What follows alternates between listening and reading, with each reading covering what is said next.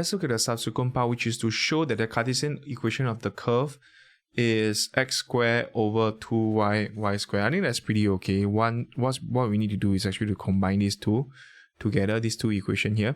So the first thing is to write how do we connect sine, cosine, and sine theta together. We're going to use our infamous equation here, which is actually cosine squared theta plus sine squared theta equals to 1.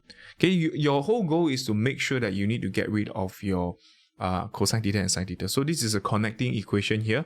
So from this value, I know that this cosine theta is actually 2 over 5x, and this sine theta here, quickly do is 2y over 3. So I could just substitute this in.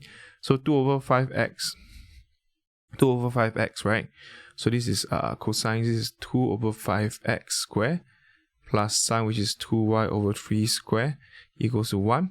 And once this is done, we could just put this as 4 over 25 x squared plus 4 over 9 y squared equals to 1. And after which we just divide both sides by 4. I think that is okay. Just divide both sides by 4. And this will be 1 over 25 x squared.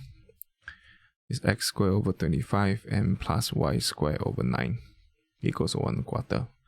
Okay, maybe I should just write now since x equals to 2/5. So cosine.